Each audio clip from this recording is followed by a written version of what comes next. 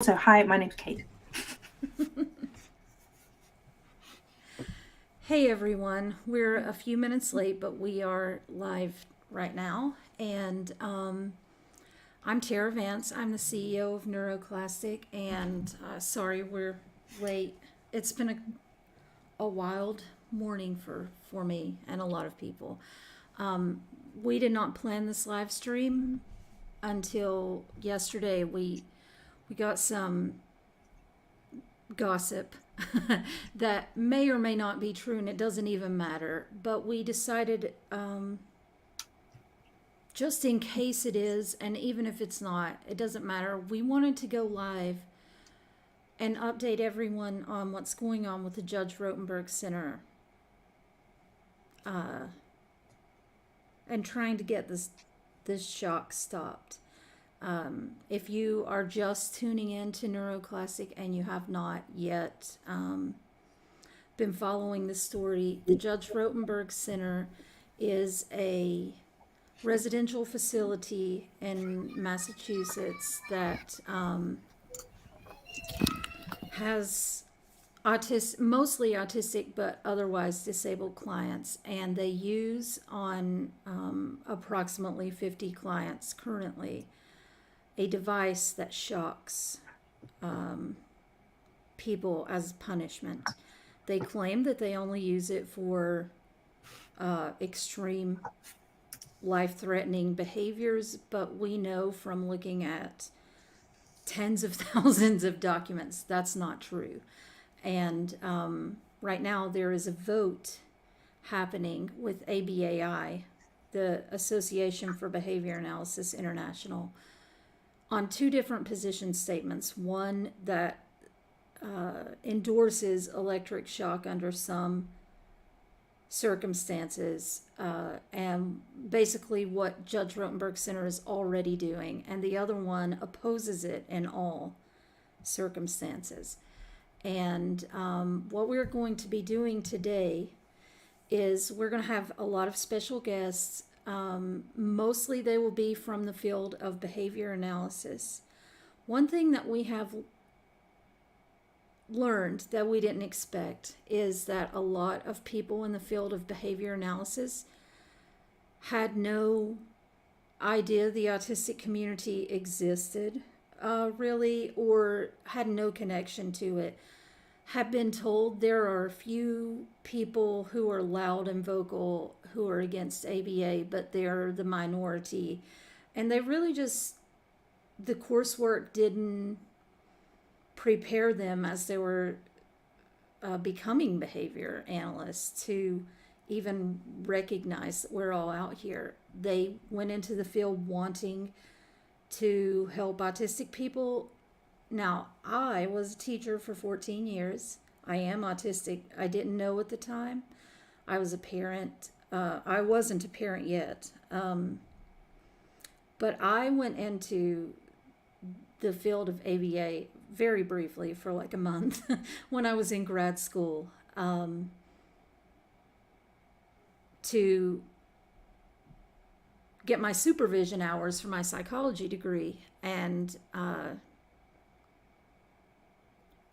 I didn't last long, but I still, even after I left the job and it was terrible, I thought, well, it was just this one incident. It was terrible because of XYZ unrelated, and I was still recommending ABA to people with autistic kids after I left. What I witnessed was not abusive, it just wasn't effective. But I was only there for a few weeks. Anyway, the people in the field, especially due to the issue of shock at Judge Rotenberg Center, have recently been hearing from the community. They've been sharing with their colleagues. Neuroclastic is required reading in a lot of professors' courses at this point. They are requiring their students to interact with the autistic community. A lot of people are trying very hard to change their field. Why is shock still happening? And one of the first people that I really interacted with the most often was Noor. Nora, can you introduce yourself? Sure. Hey, everyone. Thank you so much for having me. Hi, friends. Kate, Tara, Brian, Amy. I'm Noor Syed, Dr. Noor Syed. I'm an assistant professor of applied behavior analysis at SUNY Empire State College, coordinator there. And I also direct the Center for Autism Advocacy, Research, Education, and Supports, where I was really fortunate to meet Kate and Tara. And I'm also the director of Anderson Center International. So thank you for having me. And just briefly, the way that I met Nora was the most awkward. I mean, I'm autistic and have been for 42 years, so I have a high bar for awkward, but this was one of the most awkward conversations ever because someone from Neuroclastic contacted the page and they were distressed because a BCBA was going to be taking over their extremely inclusive college program at SUNY, and they were distressed to a point that I felt it would be unethical if I didn't do something. So I asked them, "Can I reach out to this BCBA and have a conversation?" And so I had to contact this person that I had never met, had never heard of, and I had no idea what I was even going to say, and I was expecting to go in strong. And then Nor was the nicest person in the world, and I could just see all the emotion and care. uh, it looked like Nor was about to cry the whole time, and then I was about to cry the whole time, and it was very clear that Nor cared deeply and wanted to do everything she could to make sure that her students didn't feel that way. And Nor's personal story touched me very much too. Basically, a lot of people get into this field because their autistic and disabled family members have gone through a lot of terrible things, and they wanted to find something to prevent that, to make the world a better place so they could be a part of the change. And this is what's advertised as the way to make change happen. And so, and they don't know that the community has so many oppositions to ABA as a therapy, and even why there is opposition. And so when they hear that the first time, it's surprising to them, like, wait a minute, no, it's not that I don't do these things that you're talking about. And maybe they do and they don't realize it, but we need to accept at this point, everyone, that ABA is a thing in the United States that in no way is going anywhere for a very long time. Laws would have to change in all 50 states, because each state is sovereign with regards to medical and educational things. So we can't just ban ABA right now. We have to operate in harm reduction. And I think that in ABA, we see this dynamic happening. Amy, can you tell me a little bit about the culture in your field and what has us here today talking about shock? And we're going to be talking to a lot of the most influential people in your field today. Why are they coming here on Neuroclastic, where this might be one of the last places that people would expect a bunch of BCBAs to come and do advocacy work? Why are they coming here to talk about the shock? And why is that necessary? Yeah, thank you. And thank you for having me. And I just want to recognize your efforts in improving the situation and reaching out and working with people in the field. So I've been in the field of behavior analysis for probably over 30 years. And I definitely have seen and grown to recognize that there are people in the field who believe that um, that they're right and that they don't listen to other voices and try to shut down other voices. And what I think we're seeing is a groundswell of people now who are standing up and saying that that there are things that have been done that are not ethical in our past and in our present, and we need to acknowledge those things to improve our field. And it's not that we don't believe in the science of behavior analysis. We do. That's one thing I want to make clear. We do. Most of us in the field, I'm sure, the reason we went into this field is because we feel like it can help people and improve their lives.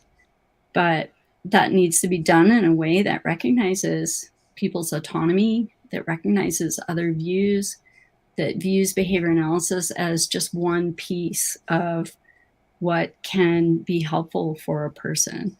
And that hasn't been, historically it was viewed as sort of something that could fix all problems. And that's basically how I was taught. And I think that it takes a lot of thought to kind of step back and realize, oh, I don't think anything has all the answers. And anytime you hear any approach saying it has all the answers, that's not a good sign. Yes, and Amy, it's a little bit funny how we met. So Amy, right before ABAI's annual conference, where they were hosting people from Judge Rotenberg Center to, as they do every year, to talk about shock as if it is a valid thing that they need to be teaching people, what they're doing. And it's propaganda. I'm just going to go ahead and put that out there. Every time they say the same things, it's basically what's in ABAI's task force report. It's the same talking points every time.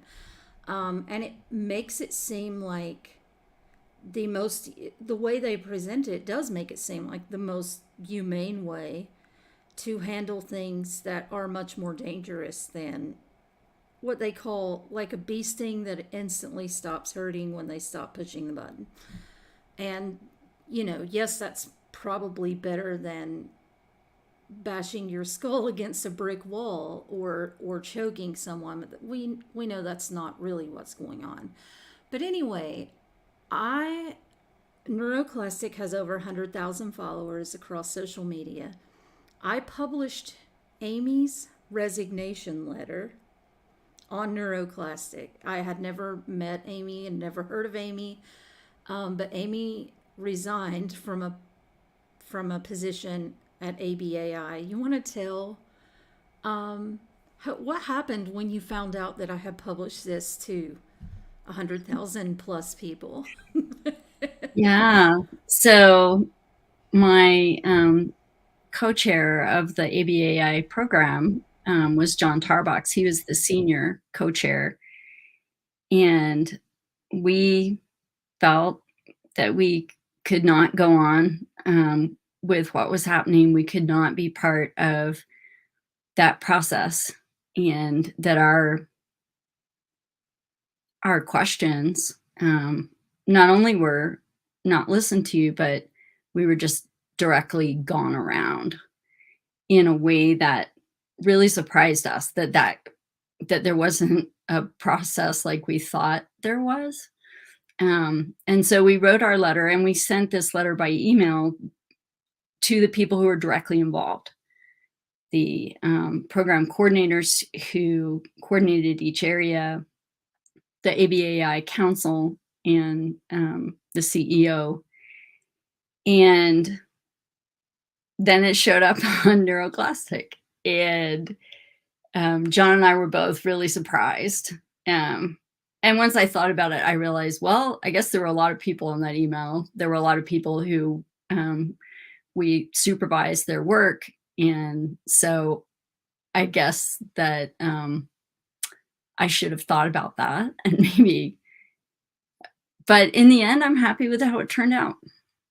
And I'm really thankful that you published that letter. I didn't intend for it to go that way. That wasn't what I thought I was doing. That was what you did with it. And I think it's amazing. Like, I am so happy that you're publishing that letter. I think cracked this wide open and brought it to people's attention, not only the continued presentation of things that I don't think meet the definition of science, but put forward as science, using shock to change behavior. And then also the sorry, distracted. Thank you, Veronica. And then also the thing that it brought to light for me was just, I think it opened our eyes to the fact that ABAI was not operating in a transparent manner that followed some specified process. And there was a description of the process, but it wasn't actually what happened. And I think we've seen that over and over when we get a glimpse into the inner workings of ABAI, which is very difficult because I don't know if you guys are broadly aware, but they require people in many of the positions to sign confidentiality agreements that are very broad. And for some reason, perhaps due to oversight that they will correct, the position I was in did not require that. And so that's, I think, why John and I felt especially like we could say those, that we could resign and we could say those things to ABAI. And then, of course, Tara, you brought it to the world. So thank you. It wasn't, I didn't see how that was going to go, but I am so appreciative. And I knew, that was one of the hardest decisions that we made at Neuroclastic. Should we publish a stranger's resignation letter without asking them? I knew that if reading your letter, it was clear that you cared. In that letter, you said, we're not listening to the autistic community. And you listed all of the ethical reasons that you needed to resign, that you just could not, turn away from the ethical violations that you were facing. And that was brave, and I did not want to do that to a person who had taken such a big risk, because you didn't know how big of a risk you were taking when the largest, highest profile autistic organization was going to publish your letter. But I knew if I asked you, and if I asked Jonathan Tarbox, the other person on that letter, who's also going to be on the stream later, if I ask you if I could publish it, you would have had to have said no, even if you wanted us to. And I knew that it could harm your career. I knew that it could harm his. I knew that it could put me in legal jeopardy. Already we're in legal jeopardy. We could be sued by Judge Rotenberg Center. ABAI could come after us. They might. Go ahead. Do that if you have to. We can't not do it because people are being shocked. People have died there, and it is the right thing to do. And so I thought, clearly you care about doing the right thing. Hopefully you will forgive me for what I am going to do, and you have. And so thank you for, you could have been angry. You could have blocked me when I reached out and said, I'm sorry I had to do this, because I did that after I published your letter. But you didn't. And here you are with us saying, yes, it was the right thing to do. And you have said thank you to me for publishing that. I couldn't believe it because, yeah, you took a risk and then I blew it up. And that had to be a lot for you to deal with the fallout. But thank you for doing that anyway. Brian. Yeah. I think the thing that John and I both explicitly said to each other before we sent that letter was that we didn't care what impact it would have on us. because it was unethical for us to continue. And that's something that we couldn't do. And so when it came down to that, it was easy. It was clear to us what the right thing to do was. And then you took the next step to move it along. If you hadn't done that, I think it would have been an obscure email between people deep inside the organization. So thank you. Yes. Brian, you are an autistic BCBA, and that is not, there probably are a ton of autistic BCBAs, because the person who feels drawn to work with autistic people, once they get into college, if they don't know an autistic community exists, they're going to end up in ABA most likely. And it's going to just be advertised as the best way to do. Oh, quickly, someone in the chat asked for a link to that resignation letter. Can someone do that? Oh, thank you, Kate.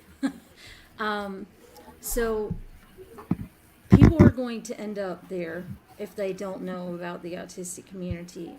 Brian, you have been one of the most outspoken advocates against Judge Rotenberg Center, and you are autistic and you are a BCBA. Do you think, well, can you tell us a little bit about what you're most, tell people about what's going on right now with ABAI and the 2 position statements that members are voting on? So the 2 position statements that are presented are, one is the recommendations of the task force, which is basically business as usual. They talk about all the different checks and balances that are in place, which supposedly have been placed from the very get-go. But there's been multiple reports, investigative reports. There's a fantastic book titled Pain and Shock in America that I highly recommend if you want to get into the weeds with that. That documents over 50 years of Judge Rotenberg Center utilizing this, and not just using contingent electric shock, but other aversives, and the ongoing consistent reports of human rights violations over and over and over again. My one critique of that book, just a quick side note, is they misattribute radical behaviorism with its predecessor, methodological behaviorism. The book didn't quite get that right. Behavior analysts, radical behaviorists, the reason what makes us radical is we believe that thoughts, feelings, emotions, they count as behavior. And there's actually an entire branch of research that has been proving to be one of the most effective at supporting and addressing and helping with internal events. And the research is showing that it's even more effective than some of the other therapies for autistics. So it's a really weird dichotomy. But anyway, so position A is we continue as usual with all these supposed safeguards that are in place, even though they have been in place for a while, and there's still reports of abuse from both survivors and former employees. And JRC has been using legal means to try to threaten people into silence, even though they're mandatory reporters. So I don't know how they're not being penalized under legal codes for mandatory reporting of abuse, but they are. We can't figure it out either. Yeah, it clearly there's a lot of politics and a lot of money involved. And then position B is CESS, contingent electric skin shock, is not okay, period. And the interesting thing is that when you compare and contrast the 2 position statements, the first one is super scientific. It's super like, oh yes, we're going to be very, and then the other one is very emotional in how it's written, almost as if they were trying to create a contrast to decrease the probability of people voting for position B. And then on top of that, they've been super restrictive on who's allowed to vote, which in and of itself is a problem. There's been a significant number of behavior analysts who have left ABAI because of their defense of CESS and Judge Rotenberg Center. They're acting like it's CESS that they're defending or that they're investigating into, but the reality is this is a defense of Judge Rotenberg Center and the people there who are doing this, because it's the only organization in all of behavior analysis that is conducting this sort of whatever we want to call it. I consider it torture personally. And that even if we're dealing with severe aggression, severe self-injury, there's no justification for this. Having, as a working behavior analyst, I've worked with some of those extreme cases, and I can tell you, you do not have to rely on punishment, let alone aversive punishment, to be able to shape behaviors towards those that are beneficial to the individual. So there's that. But like, one of the interesting things that has been coming out that I thought was fascinating is they've been changing the goalposts pretty consistently as well with who's allowed to vote.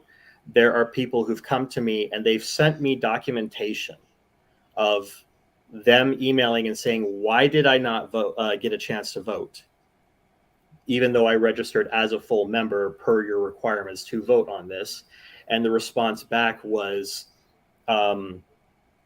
well, you weren't a member last year, a full member last year. And here's the really interesting thing. One of these people, they sent this email and they sent me a reply. The reply that they got two replies. It was a form letter. The first reply was not their name. The second letter was their name. So that tells us a lot about what's going on. And then I also have an anonymous source that came to me. I have to keep it anonymous. I consider myself now a reporter because I've been doing a lot of exposure and exposition on what's going on inside of behavior analysis as a field in ABAI specifically. So I'm going to protect my sources. And my anonymous source told me that it has been talk of ignoring the vote if it goes towards position B and instead just going with position A. So there's a lot of disingenuousness. There's a lot of abuse of power. And there's a lot of, frankly, manipulative behavior that's happening. And it's very frustrating for us professional behavior analysts who are like, we believe in this system. We believe that we can be systematic in our approach. And yet those of us who are representing us, they're not leading us, they're representing us. They are failing in their duties and they're behaving in the most unethical way possible without accountability. So, yes, all of that. And also to say that the reason that we put this live stream together at the last minute, starting yesterday, like we didn't plan this until we found out some information. We have from reliable sources that the majority vote currently, and I can't verify this, so I'm just saying right now, this is what I've been told, and it might not be true, but I have been told from someone that I believe, more than one person, that the majority vote, even as much gatekeeping as they've done to control who's allowed to vote, is in opposition of electric skin shock. And they have voted for position B. But there are potential efforts to ignore the vote and go for the report from the task force. And that task force was full of conflicts of interest, people who work under or with people on the board of Judge Rotenberg Center, people who have openly supported electric skin shock before. And we know the reason that we dove headfirst into this in the first place is we did a survey of 900 plus behavior analysis professionals. And what was it, 96% were strongly opposed to shock for any reason. And this was before people knew a lot about shock and what's going on. And people know a lot more now. We put a second survey out for professionals in all fields that work closely with autistic people. And the most of the respondents came from ABA, and almost all of them in the second survey, and I might put that up in a little while, said under no circumstances should we be using electric shock. Amy, you had something to say when Brian was talking. Oh, I was just going to say that I can't vote on the thing. I've been Oh a my full God. member for decades, and I can't vote because I wasn't a member during like the right time frame. I actually re-upped my membership so that I could vote. So actually, so that I could see the position statements because you can't see them. And so that I could vote in the ABAI office when I wrote, because I couldn't vote, they told me that I'm not able to vote. Yeah. Nor, how do you feel about who's allowed to vote? Thanks, everyone. And I just want to share, I want to get to that, Tara, but Veronica, thank you for that comment. It's also worth noting that ABAI now holds final authority over the approval of verified course sequences that lead to BCBA professional certification. And I think that that is incredibly important. A realization that I am coming to with all that is happening right now is that there's an organization that has really been taking a, for lack of a better term, a lead on these pieces. Therefore, it may discourage someone from speaking about how they feel about some of the operations. You know, being here today is something that we all recognize. And it can be challenging if you're a student in behavior analysis, if you're early career folk, wanting to be able to share your thoughts and feelings. They may not feel as comfortable. If you lead an accredited program, you may not feel as comfortable if you're trying to get accreditation. And I just think that that's a really important point. So thank you. And I agree with what Amy and Brian were sharing in that um, I the full membership, while I think I have a sense of why those conditions were put in place. A full membership is not necessarily representative of the field at large. Full membership often does require payment that not everybody is able to do or to have. It doesn't necessarily represent affiliate members, a different type of membership, student members. It's not accommodating for folks who have let membership lapse. So it's a really small subsection of the field. And if we're trying to get a sense of how the field is truly feeling, I don't know that this sample will be the appropriate sample to do that. So in my opinion, it is problematic to limit the vote only to full members who have had continuous membership. I think we are not capturing the thoughts and opinions of many, and it would behoove us to move forward. And then I'll step off of this little soapbox, but as a field, as a community, as human people, I think it would really behoove us to come together and get an actual consensus, not a consensus from a very small group of folks that are not representative of everyone in the field. And oh, sorry, we have some people come in that we want to introduce, and we're going to have a lot of people coming and going through these live streams. So just letting you know that you can jump in and just introduce yourselves. And Jude, did you have something you wanted to add? Yes. Hi, my name is Jude Afalake Olubiden. I am not an ABAI person. I'm just an autistic person of the community and who does grassroots movement work, teaching in transformative justice and including consent and bodily autonomy. And first I want to comment on what Motes placed the page when they talked about a double empathy problem. And I love that you said that because I was sort of discussing this yesterday with Tara and the founder of Mindful Behavior. But we more said it like symptoms of a symptom. But the double empathy problem, I feel that really more describes it better to really communicate with everyone, because sort of like you're already stimming or you're doing these things because you're in distress, and then you are being attacked, you're being dehumanized, you're being forced to perform in a certain way, being forced to conform and be respectable. And then so now you're distressed on top of being distressed. And a lot of times you are learning the only way to really be heard, for someone to listen to you, is to have that distress response. Like, really, just like, I don't want to get personal, but I'm going to a little bit. And really, like, being able to communicate about something that's like very serious, with my children, but not really being heard, the behavior continuing. And then, I'll talk about not myself, but more when it comes to like people who are victims of abuse. And a lot of neurodivergent people, they are very susceptible to this environment. In fact, what we're talking about, I feel like, is in that dehumanization, is being abused and being harmed.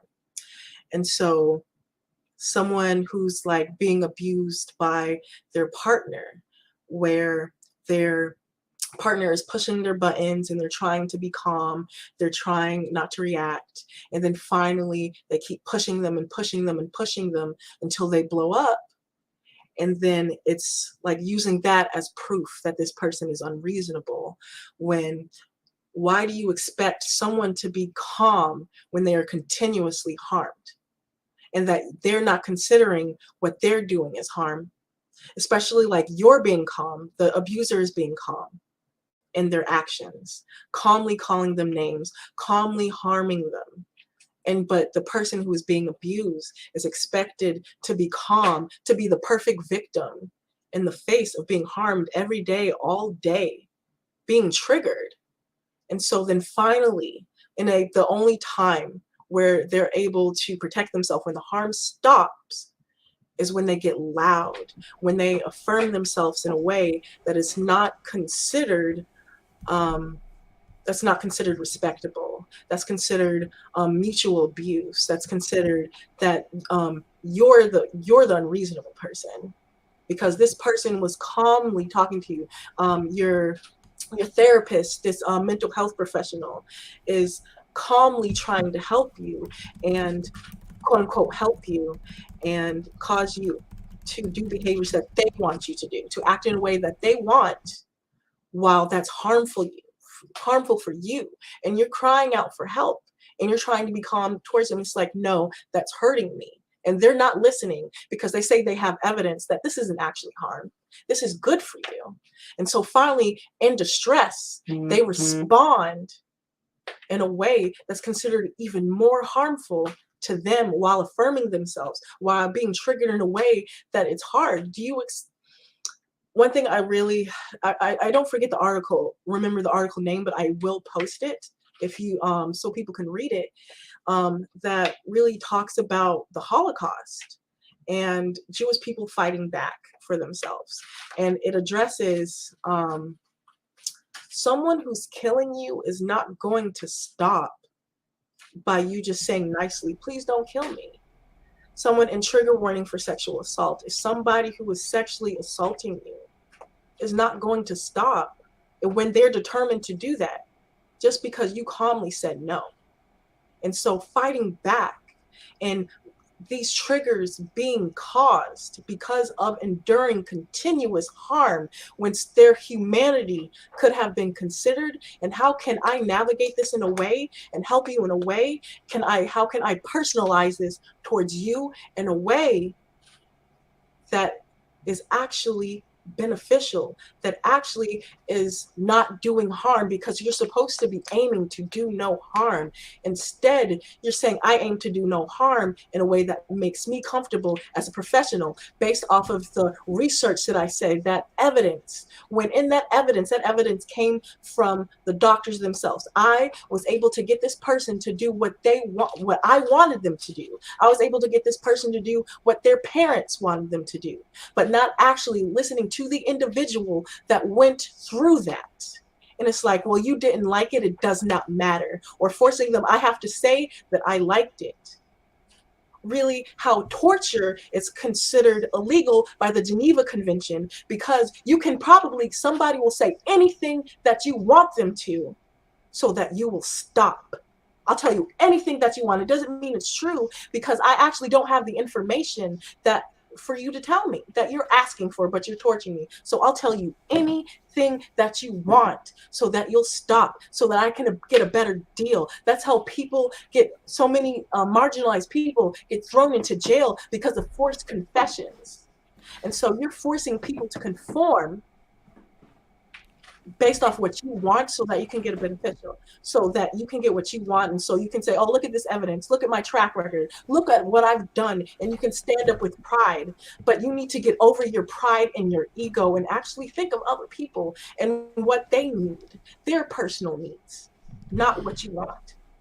And And Jude, I want to just say, and Kate, do you feel like Neuroclassic has been put in the position to be the misbehaving bad child? Because I do. I feel like that's what we had to do to Amy to when we published that resignation letter. And we have heard so many reports of like people being literally threatened with being fired just for having conversations with us. We've heard that we've been accused of inciting violence. We've I've heard that like 6 times. Inciting violence? We're asking you to stop being violent. That's all we're doing. Yes, we have to do things that we wouldn't like to do. We didn't want. It was really hard to publish Amy's resignation letter because that's a human being who was doing the right thing, and we put that out there too. I knew that this person was trying very hard to be a good person, and then I had to make that decision. But it's like, what else do we have to do to get people to stop torturing autistic people? Brian, you had a thing, and then we'll go to Danny, and after Danny, Emily. Very brief addition to what Jude said, and that is that abuse does not require intent. Just because you're not aware that you're causing harm does not mean it's not abuse. And that's legally the case. Abuse and neglect does not require intent. And there's a lot of people in many human services fields, not just behavior analysis, who claim, well, I didn't mean to, so it doesn't count. And my counter to that is, no, it does count. I have caused harm in the past. I own it. I move forward. That's how we fix this. That's how we change and create actual justice for people and actual fairness and well, disability rights are human rights. And I'll shut up from there. Thank you for that. Totally agree.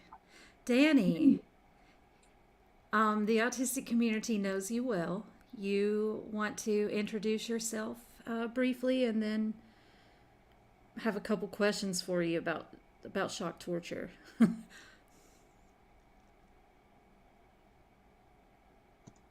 Well, hi, thank you for inviting me. My name's Danny, and as Tara said, I run an advocacy and activism kind of personal blog on social media called the Punk Rock Autistic, but I also work independently as a neurodivergent consultant, where I work with families and individuals to help kind of guide them through the process of understanding that they're autistic. I also work with educators and employers to train in a trauma-informed and person-centered care kind of method of understanding the paradigm of neurodiversity from firsthand lived experience, all through the lens of intersectionality, which I think is really, really important. Yeah, been doing this work. I've been working within the disability field greater for about 15 years now, where prior to my own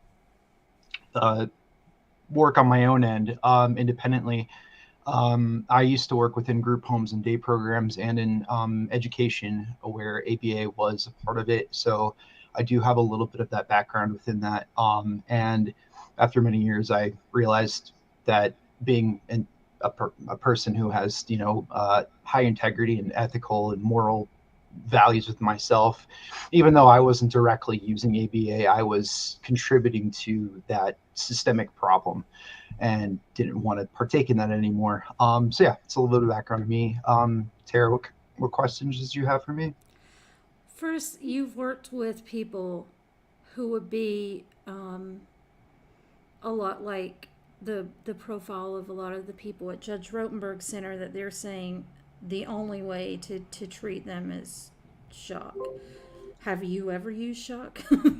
Absolutely not. And if that was ever in front of me, I would run away as fast as I could, or make a big stink and do what I can to, let people know that, like, um, I don't know how it just, to me, it seems so blatantly unethical and like barbaric that, like, if that was ever presented in front of me, I would have a lot to say.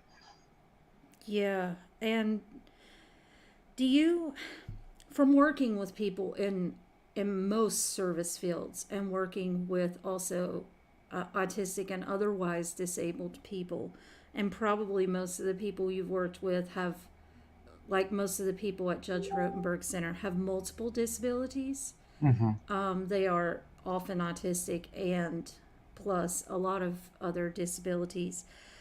And that makes you different from a lot of people in autistic advocacy, that not a lot of us have worked one on one and in close um, relations with professionals from all fields and also individuals themselves. And so that makes you unique in autistic advocacy. There are not a lot of us who have that experience.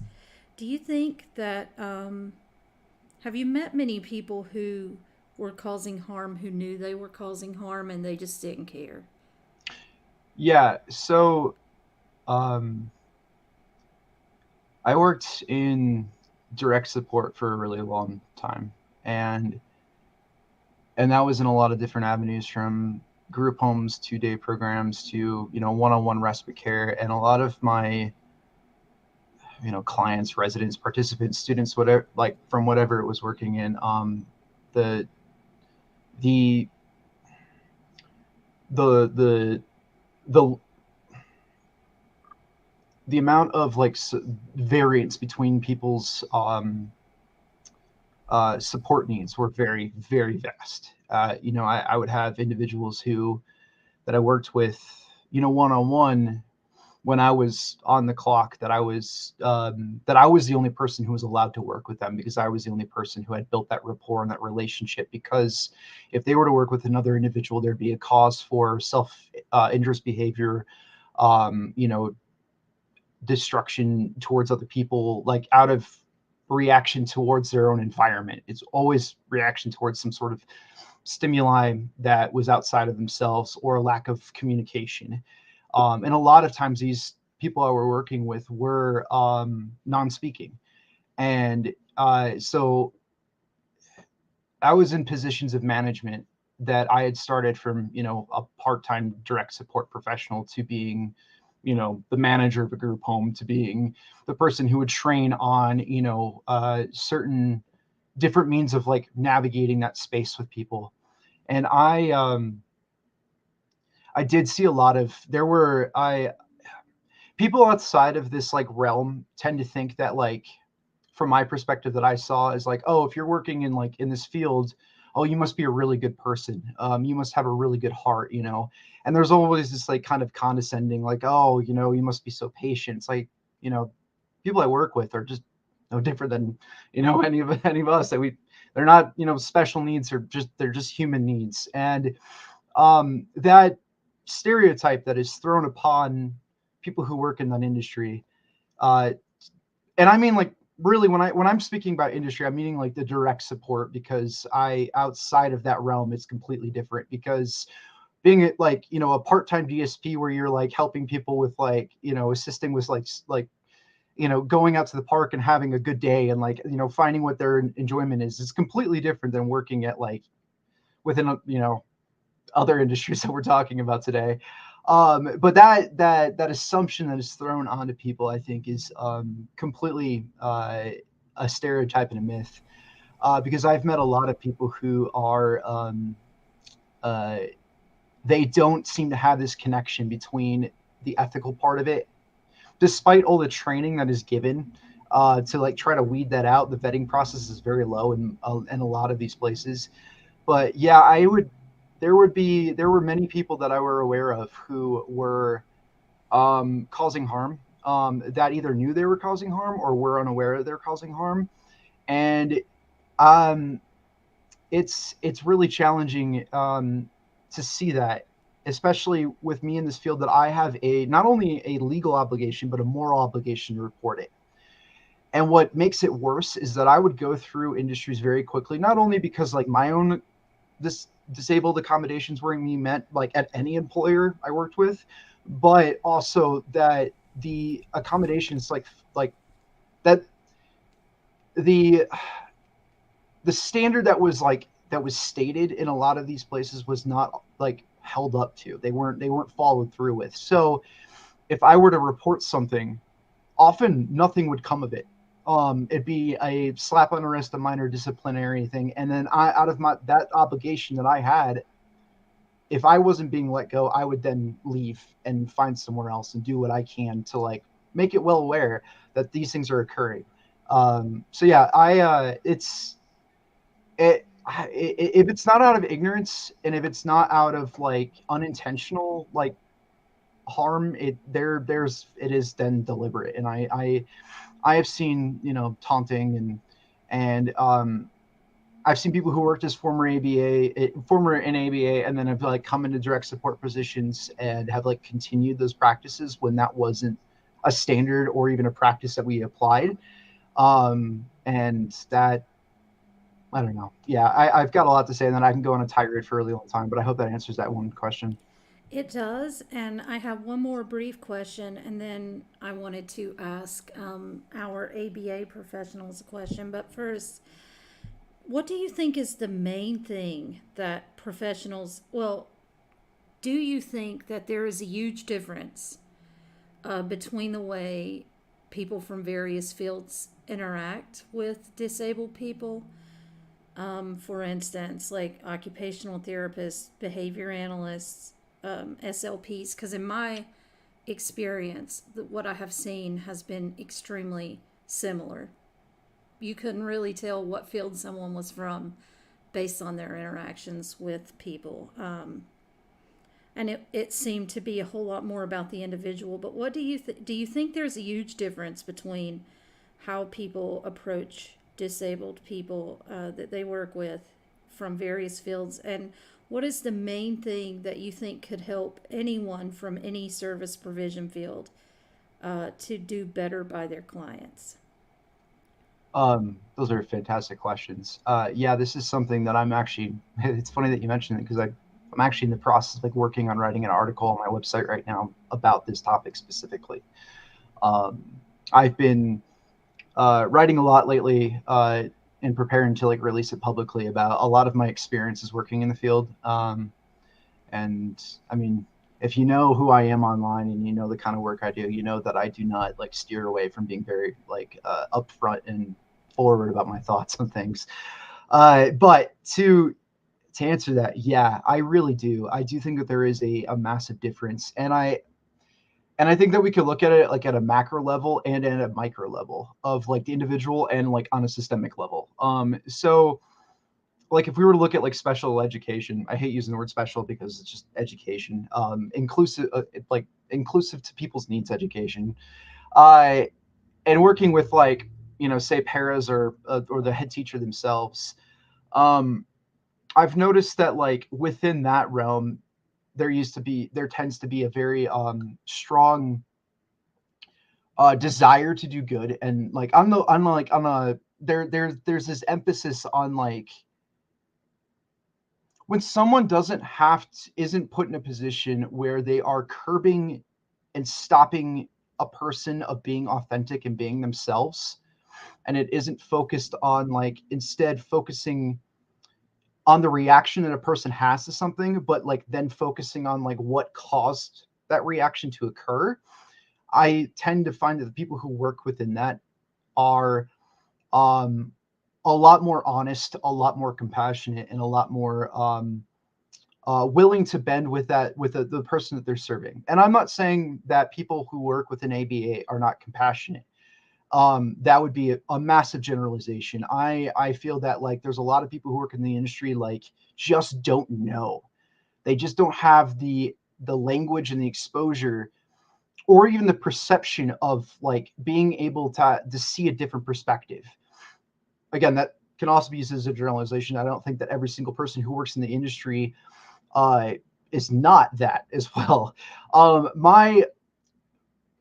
My stance has always been that I feel that like I am willing to give like someone the benefit of the doubt if they don't have an exposure at all to like a perception of like what the harm that they're doing, or like the history of it, or having a more like objective view of like the industry that they're working with it. If they are then like provided with that education, they're provided with that exposure, they're provided with like conversations of like, hey, I went through this and it really messed me up, and then they like continue to push back upon that, that's when I find where the most problems tend to be. That's where I have that issue. When it comes to things like occupational therapy, speech therapy, it comes to like working with direct support professionals, I find that the people who are tend to working on like the ground level tend to have less of an education behind that. But I find that there tends to be a more of like, I'm getting into this because I want to help others. Um, it's difficult to say like with people who have like a higher education, because I know there's a, if we were to compare like people who work within um education, or people who are like in occupational therapy, or people who are in speech therapy, they have to go to school for an extended period of time and receive, you know, a lot of training, a lot like a degree. And then people who are like going in as an RBT, there's there that isn't a standard that's set. There's often no requirements for that. And if we were to look at, you know, the the differences between them, I would say that like that I think that the people that are going in with it in a sense that they want to learn, they're open, they have an open mind and open heart to understanding the perspective of the clients that they're serving.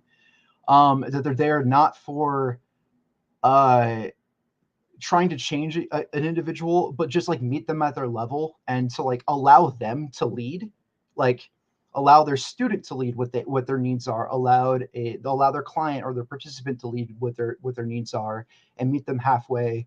I think it has a huge difference. I think that anybody who works in a particular field can um have good intentions and can have a good heart about it. And I think that casting a generalization on my end would be improper. And I know it's not what you're asking, but yeah. To make everything condensed and short, yeah, I definitely have seen a lot of that. And I think this is something that I've mentioned before in the past that I think is really important, is that I strongly believe that just because someone has a scholastic understanding of something, just because someone has a piece of paper, so just because someone has gone to school, does not give them any sense of authority. It does not give them any sense of understanding. It does not give them a sense of having um, an objective understanding of what a person is experiencing. Only that individual knows what their experience is.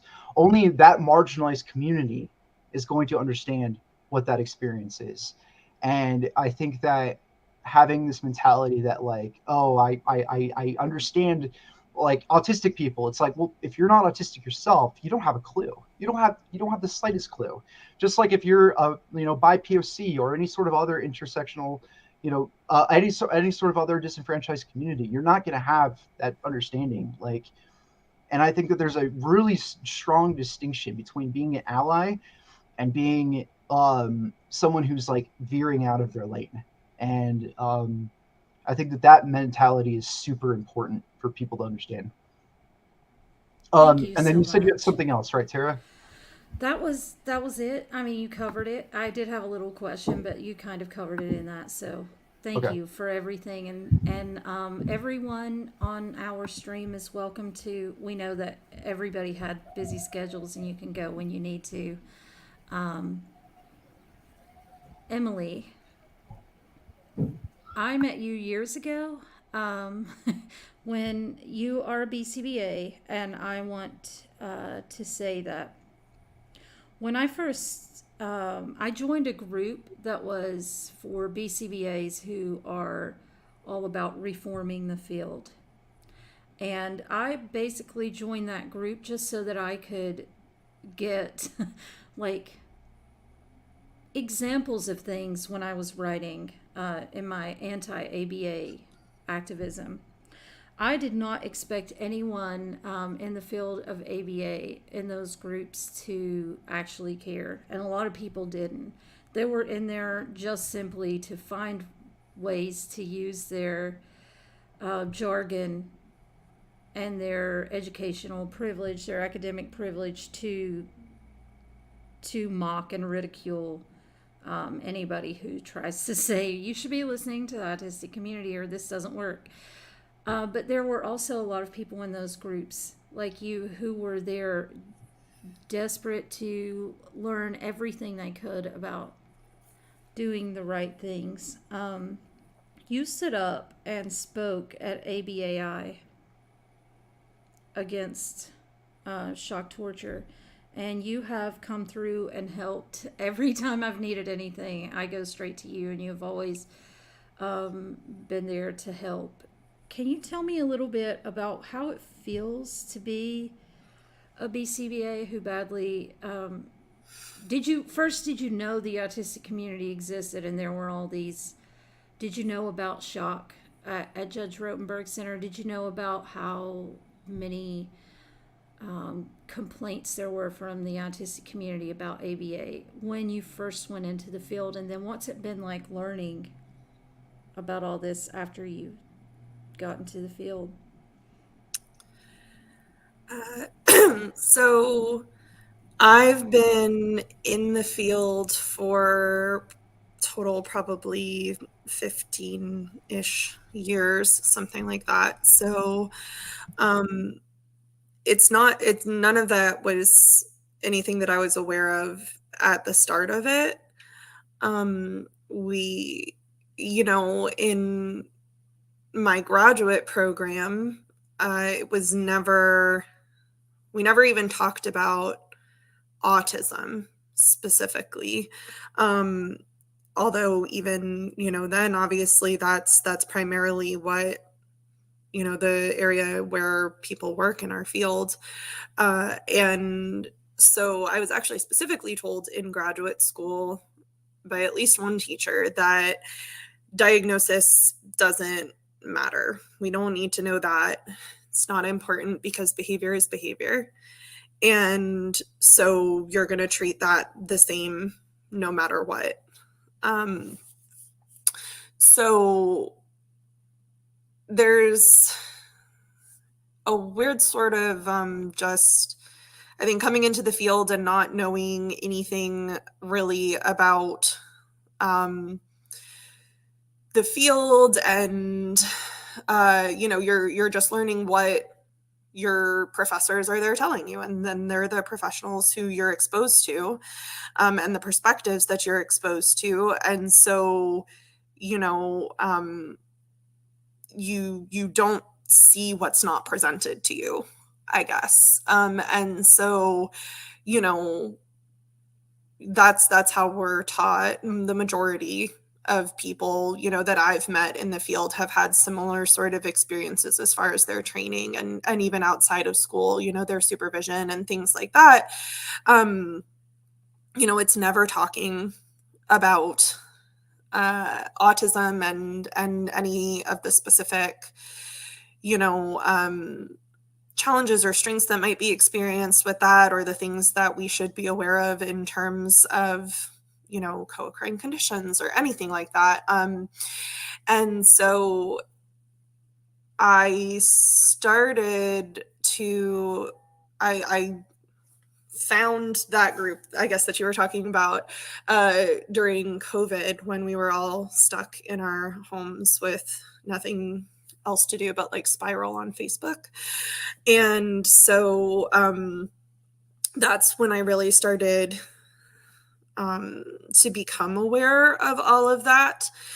And, a lot of it being through, what neuroplastic does, and obviously branching off from there.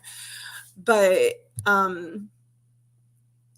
so that was the first time that I really became aware of it. And it was definitely a process. I'm not one of the people who, you know, went to defensiveness immediately necessarily. I know there's a lot of people in our field who, you know, feel the need to sort of be like, well, that's not true. That's, you know, and I didn't have to fight through that necessarily, but there was a lot of processing in terms of just becoming aware that things that I had been doing were harmful without realizing it. Sort of like, you know, what you and Danny were talking about, that, you know, I didn't. I do think most people in our field, you know, come into it with the intention of wanting to help people. And so there's definitely emotional processing that goes into that you have to sort of go through in terms of realizing that people that you thought you were helping, you may really have been harming and have been harming, just from even lack of awareness. And then there's then from there the process of trying to learn how to do better with that, which is its own journey. And it it's a little bit, I usually describe it as a roller coaster in terms of sometimes, and this is, I think, how most of the people who I know who feel similarly as I do about it experience it, is that like there are times where we're really feel, you know, like we're making changes, we're doing well, we're seeing shift in the field as a whole, and then there are times where either in the field as a whole or in our personal practice where we're, you know, feeling like this is just, there's no redeeming it, there's no way to make these changes, it's not going to get better, you know. So there's a lot a lot of processing and going back and forth in terms of, you know, I think for me, what it's always come down to whenever I'm going back and forth on it is, you know, the fields, because of how entrenched it is politically and economically and everything like that, like it or not, is not going anywhere anytime soon. And so we can, you know, walk away from it because of how hard it is to try to stay in it and try and change it. But it's going to stay there, and then it's not going to get any better. It's probably going to get worse. And, or, you know, we can stay in it and try and make what changes we can on whatever level we can. And so that's just kind of what I think we have to keep coming back to. And I'd like to ask Kate and Jude, because you've been on this journey with us. Have you, I can imagine that most people haven't had the experiences that we've had just being a part of Neuroclassics leadership team. But have you seen a genuine commitment from a lot of people who are trying to do the right thing, and also the way that the institution is treating them? Do you think that the institution, ABAI, the BACB, upholding shock torture for one, do you think that the way they treat their the people in their field, employees, is similar to the way they treat autistics? And is that a problem with the science more, or is it a problem more with the culture?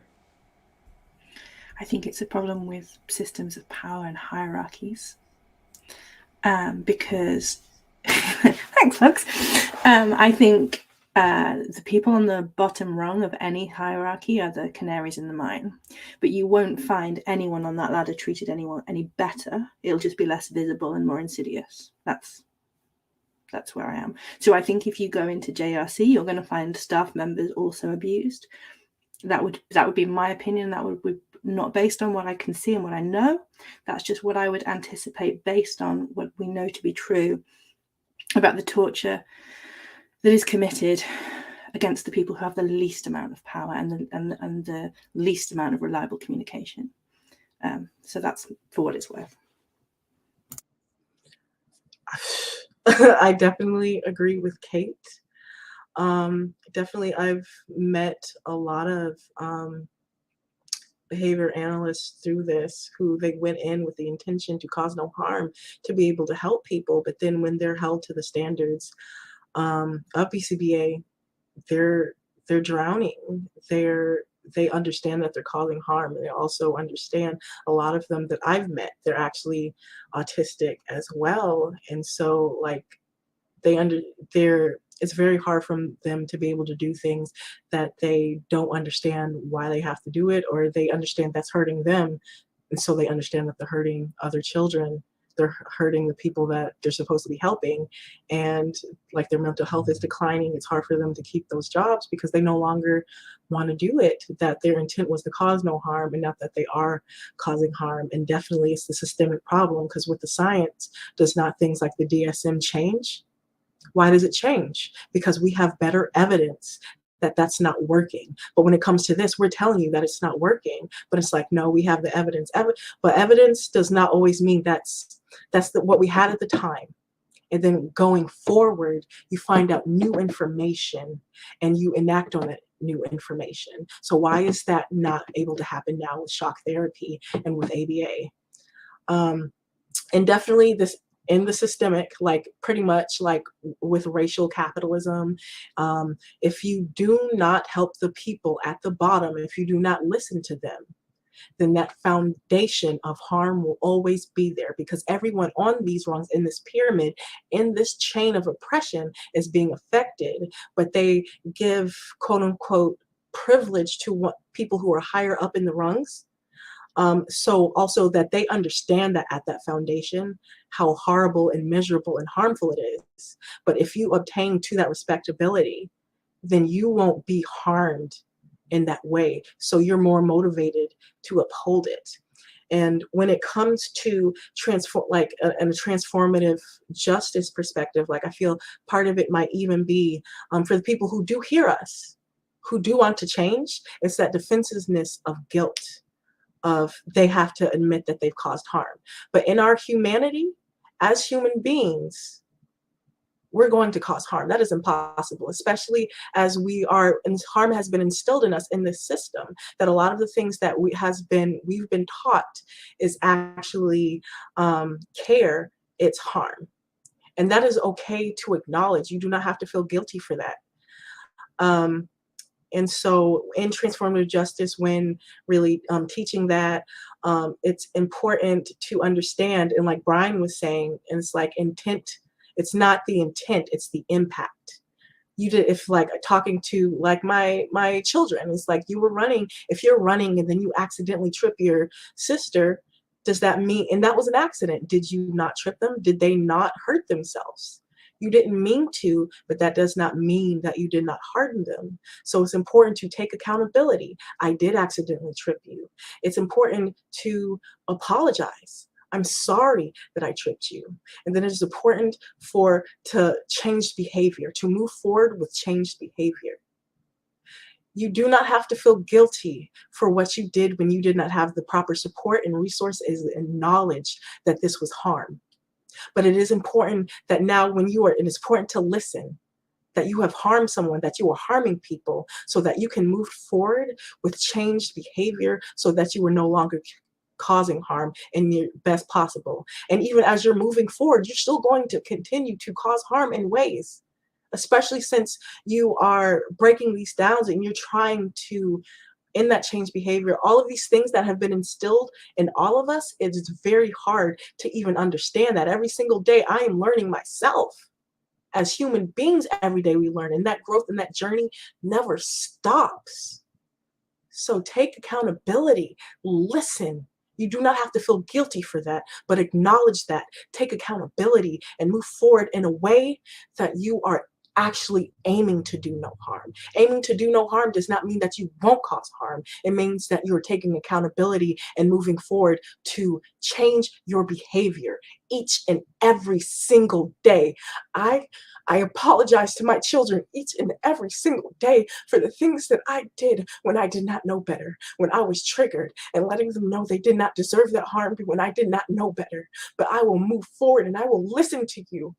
I will instill in you to let you know that you do not have to stay somewhere where you are being hurt for the sake of relationship, for the sake of community, for the sake of the betterment of you. And if you are forced to stay there, then you are allowed to speak up. You're allowed to advocate for yourself. That's what's important. That's And what if we could get that, from professionals, imagine the difference that this could make when people say, hey, wait a minute. I was trying to do the right thing, but I got taught poorly and I fell into the status quo, which is inherently harmful. But now I know better. And I'm going to take this, I'm going to apologize. I'm going to put words on the harm that I caused. And I'm going to take steps to counter the negative that I put into the world. I'm going to take steps to offer reparations, to repair the harm that I caused. Imagine if we saw that from everyone, from parents, from professionals, from other autistic people, because let me tell you, we cause harm to our own community too. We do that. Imagine how much better things will be for everyone, for us too. We are not ever going to be happy when we're in the cycle of causing harm. It's not even serving us. It's serving no one. We're all miserable. We're all following these toxic patterns. Brian, you're next up. Yeah, thank you. First, Jude, thank you so much for that. I loved every word you said there. Me and a bunch of other autistic professionals, behavior analysts, and corresponding working together, we have a group that we kind of call our Middle Earth, because we're working, we live in between, and it gets very lonely, and it gets very hard, especially when people who I see as members of my community lash out against me for the role I fill. But at the same time, it's definitely, I feel like I have to be here, because everything that you said, everything that's been being said here, is exactly at the heart of it. My love for radical behaviorism, and more specifically functional contextualism, which is kind of the overarching science. I love being autistic because I love how fascinated I am with learning and growing and improving and understanding. And there's so much value that can come from it. But one of the biggest problems that I see within ABA specifically, and then generally within these professional sciences, that there is a movement to change, is that we get so fascinated with the micro that we forget the macro is important too. That when trying to understand the building blocks of what's happening, we forget that there's a living, breathing, feeling being there. And I absolutely hate the fact that ABA is considered autism services when it's not. I really don't understand why that there's such a focus there, because one of my favorite things to do is to explore some of the applications outside of disability services.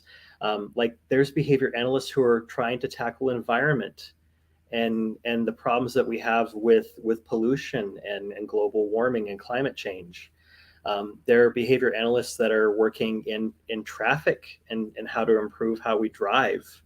And yet, because we're so focused on this micro ableist systemic lens of coercion and control, which Veronica pointed out, they made a very great observation earlier that, like, what if this is being conditioned us from before we get into the professional field? And the answer is yes. Our entire systems, everything about our culture conditions for coercion and control, and teaches us that the only way to accomplish things is to go through these means. Well, how do we change that? We change that one person at a time. We change that systemically. We change that by challenging, by standing up, by speaking up. And for all the behavior analysts who have been watching this or may be watching this, here's the thing. You might be scared to be punished for speaking up. You might be scared and worried about being harmed by saying something. But there's one thing that I love about our society, and is that we believe in free speech. And so if you're worried about being censored or harmed or reported for ethics violations, first off, if you are, that is a slam dunk lawsuit for violation of free speech. Get a lawyer. Second off, if you don't speak up, you are a part of the problem. You have to speak up. The only way that we can change this is if we stand together and say, no, enough is enough. Brian, I watch you more than maybe even more. A lot of times I get pegged as the autistic meat shield because I take a lot of abuse in this position. But I see you taking abuse a lot from your own field because you're asking people to do the right thing, and you keep doing it anyway. Like, every day I'm seeing you take abuse from your field, and you keep doing it. What happens to you, Brian, when your non-autistic colleagues do not take the risks and stand up? How's that impact you and other autistic people in your field and other service provision fields? It's exhausting. It's so hard. It's lonely.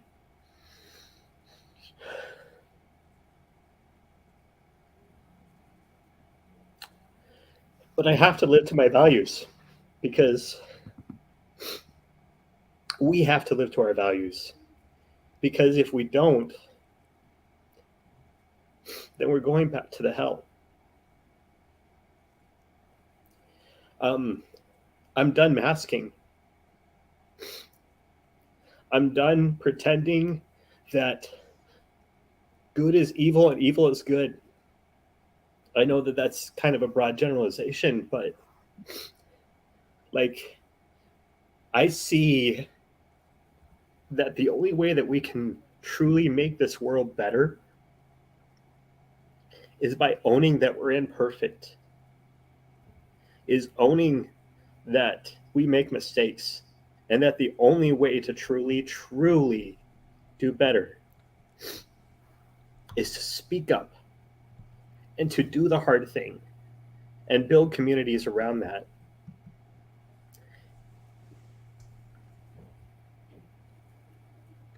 Go ahead, Danny. Brian, thank you for sharing your perspective on that, especially coming from somebody who is a part of the autistic community and also as a middle ground between things and your efforts for harm reduction and changing the system from within. I think that's really noble of you. I just wanted to add like one quick little point that I had from kind of bouncing off of both Jude and Emily. From my background in working within a bunch of different services, and then also being somebody who received those same sort of services, working with, and not only working within the services, like within like direct support, but also like as a child going through ABA, and being 34, it's still like navigating through the trauma that was caused by that is it's really hard to navigate. But my point here is that I think that despite people's intentions, intentions only go so far if they're not willing to progress past being performative. Intention needs action, and like everything, especially in this, in every systemic bubble, it doesn't matter if it's occupational speech therapy or or occupational therapy or speech therapy, or working as a paraprofessional, working as a BCBA.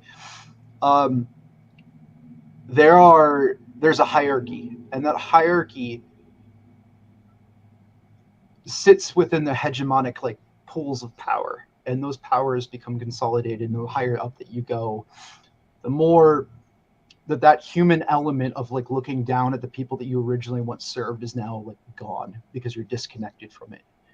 And I think that in order for people to make a change within a system, they need to go back and look at why did I get into this? What was my reason?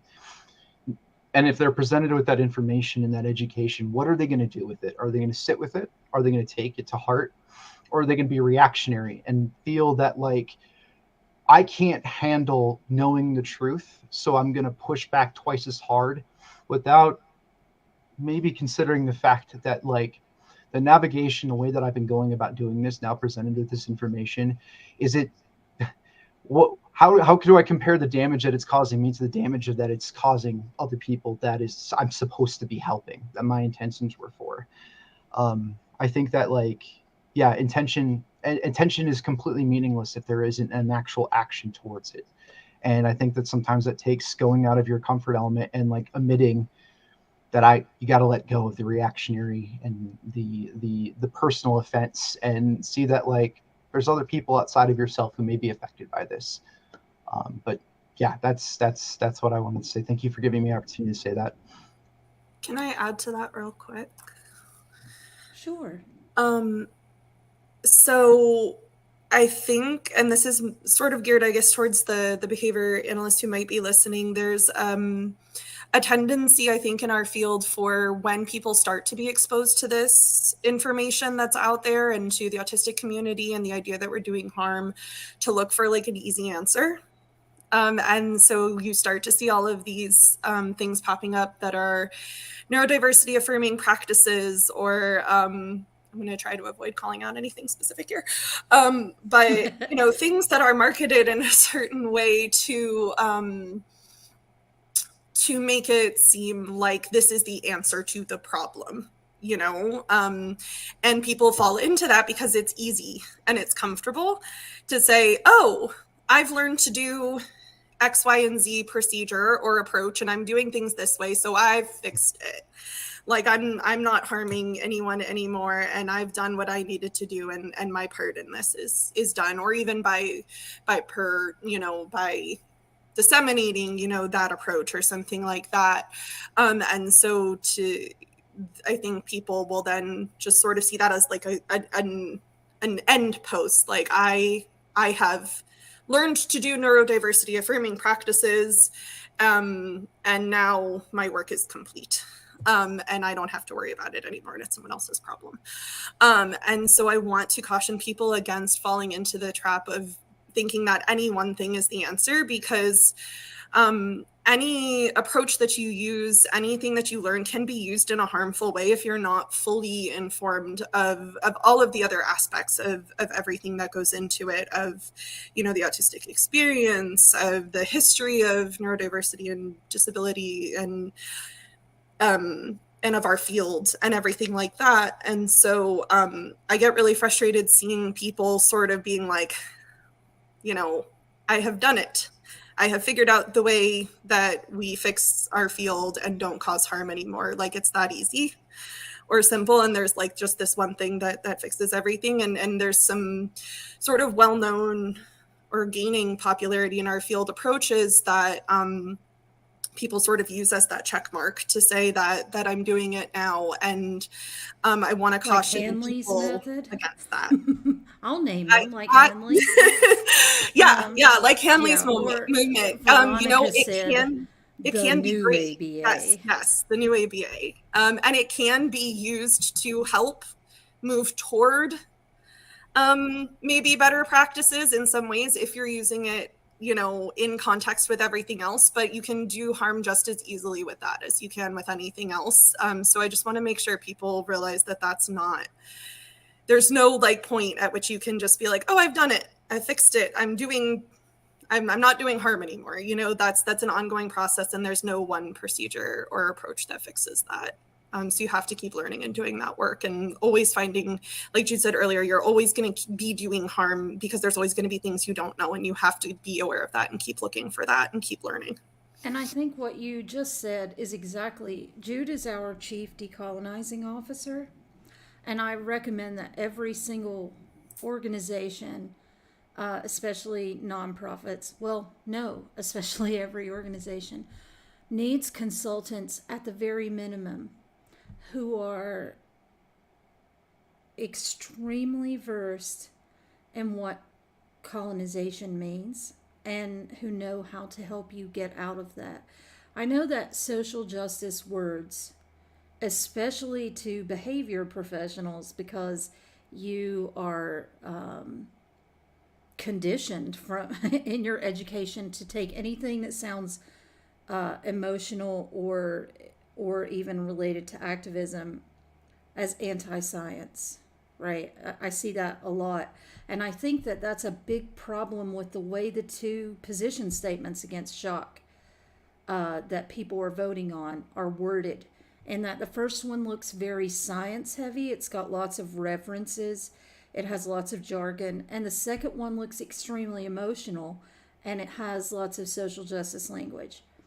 And so when we use the word decolonization, it turns a lot of people off, because you've seen a lot of people on the internet using words like intersectionality, diversity, decolonization, just the word systemic, anything like that immediately turns a lot of people off, because they've seen these words just flippantly thrown around online. But at the root of colonization is, and we're talking about systems of oppressive control, okay? At the root is a lack of nuance. And these boilerplate solutions, quotes around the word solutions, that are not solutions, that are oversimplified. And this is how we have erased and used ethnic cleansing to erase people's cultures. This culture of assimilation, which by nature, applied behavior analysis culturally exacerbates assimilation. That's been kind of what they've focused on, trying to make people, quote, indistinguishable from peers. And we know that the roots of autism intervention in ABA are tied to gay conversion therapy as well. This idea of this is a normal and appropriate, valid way to be is colonization. And the way that we operate in harm reduction, which is how we counter colonization or systems of control, is to stop trying to operate with these boilerplate solutions, to have an infinite amount of nuance, to stop trying to say these are the solutions, because the solutions are different for every person, for every social context, for every person's intersectional identities, for every different diagnosis. And when you are trained in ABA, and not just ABA, I think the same methods are kind of ubiquitous in all of the intervention fields. And we're going to have Rachel Dorsey, who's a speech language pathologist and who's autistic, in the second session. And there are a lot more people coming to our second stream. We did 2 streams because we had so many people who just couldn't at the last minute make one or the other fit in their schedule. So we'll end this stream shortly, and then we'll be streaming again in an hour and a half. But when we push for these, this is what works, we've already lost. We've already jumped into, because when you know what works, you know what you think the end result should be. And you don't really know what works. And the end result is an opinion that works for you and possibly or probably not the person that you are tasked to support. And we're not supporting the people that we're working with. We are supporting the systems that they're supposed to survive, that are harmful to them inherently. And so we can't just let children run into a street whenever they feel like it, because they'll get hit by a car. So we do have to do some level of guidance, of course. And we see a lot of behavior professionals and other intervention specialists saying things like, the autistic community just wants people to be able to do whatever they want. And I see an article that gets floated around all the time, like, should we let people sit and eat donuts and watch television all day? Should we let disabled people do that? Is that good for them if they're an adult? And it's talking about people in residential care. Some people might do that, and is that good for them? Should we intervene on that? And that's kind of like used as an oversimplified ethical discussion all the time. And there is no, well, why is that person just doing that? Why is that person only doing that? And what can we do to make that person's circumstances better so that they want to do something besides watch television and eat donuts all day? Yeah, so we're going to end shortly. The second session, we have a lot more guests than the first one because that's just when more people had time to jump on. We're going to be tackling a lot more directly what's going on with ABAI. And I would like for everyone in our audience to obnoxiously tag Association for Behavior Analysis International over and over and over so that they see this stream, right? Because they paint us with such a narrow brush to call us the problem, to say that we are just out here making generalizations that are unscientific, and they do everything they can to prevent people from listening to us. And I want us to make it harder for them to ignore us. So that's why we're doing this today. And we want them to see that people in their own field are done. They're upset with how with how they have been taught, with the choiceless choices that they've been given to participate. Do not allow them opportunities to engage in their own values, to practice in ways that look at harm reduction instead of perpetuating harm and perpetuating harmful systems. They are done with that, but they don't have avenues to protest. They don't have avenues to push for effective change. And I don't just want us to talk about ABAI, because we have begged, we have had hundreds of professionals beg American Speech Hearing Language, ASHA. I don't know they keep changing what their acronym is. And AOTIS, the Association for Occupational Therapy America, something like that. AOTIS, the ABA, the OT, the SLP, all of these credentialing bodies are not taking a stand against shock torture. They're not listening to us. They are perpetuating the same harms, and they are encouraging people not to listen to us. They are blocking communication rights, actively creating a human rights crisis for non-speakers. All three of these big autism service intervention provider credentialing bodies are doing nothing to help our communities to listen to us. And we're asking professionals to take a stand, and we're going to try and give them room to do that. This does not mean that we are endorsing ABA, because frankly we don't. We don't endorse any kind of intervention therapy. What we do is operate in harm reduction, so we show you the sources of harm and we try to give you tools to avoid that.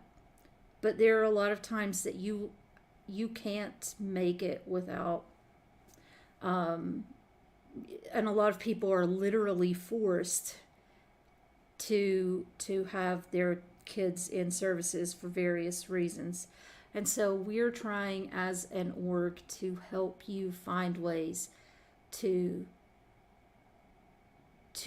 reduce harm in school and service provisions, and for yourself as individuals, and ways to heal and move forward. And like Emily said, there's no specific easy answers. There's just a million different things that we can constantly do to evaluate where we are and what we need to do to reduce harms and rebuild.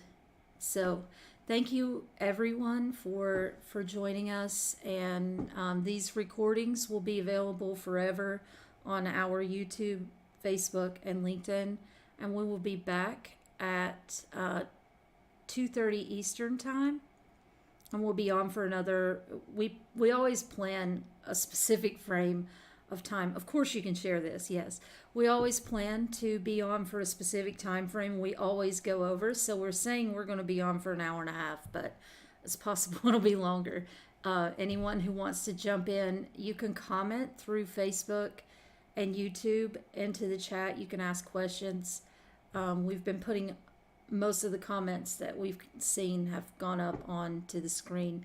So thank you everyone, and yes, please share this, and we will be back with more of these difficult discussions at 2:30 Eastern time. So just check your time zone, because we know we have people all over the world tuning in. Thanks everybody.